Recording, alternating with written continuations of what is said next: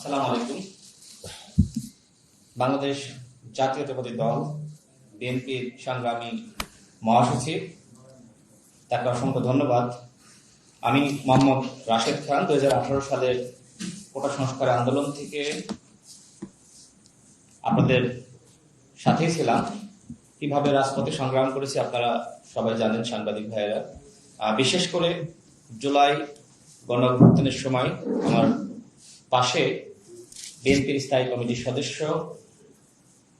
জনাব সালাউদ্দিন আহমেদ এবং আমি রাশেদ খান, গণ অধিকার পরিষদের সভাপতি নুরুল হক নূর, আমরা তিনজন একসাথে এই আন্দোলন সংগ্রাম সমন্বয় করার কাজ করার সুযোগ হয়েছে এবং আমাদের সংগ্রামী মহাসচিব যে সময় তিনি গ্রেপ্তার হন, বিএনপির সংগ্রামী মহাসচিব আমাদের সালাউদ্দিন আহমেদ ভাই, তিনি ইন্ডিয়া থাকলেও এই আন্দোলনকে যেভাবে সমন্বয় করেছেন এবং আমার ভূমিকা সম্পর্কে আসলে আমি বলতে চাই না, সালাউদ্দিন আহমেদ ভাই তিনি জানেন, তিনি বলবেন।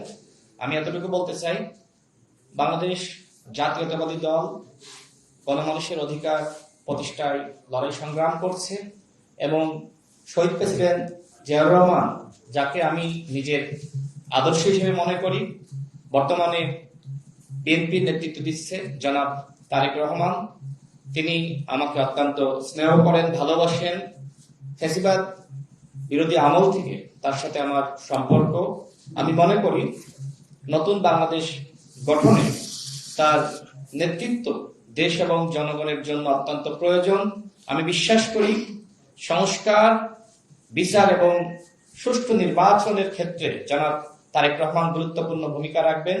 আমি রাশেদ খান আজকে বিএনপিতে যোগদান করেছি এবং জনাব তারেক রহমানের নেতৃত্বে ইনশাল্লাহ দেশ এবং জনগণের জন্য সংগ্রাম করে যাব, কাজ করে যাব।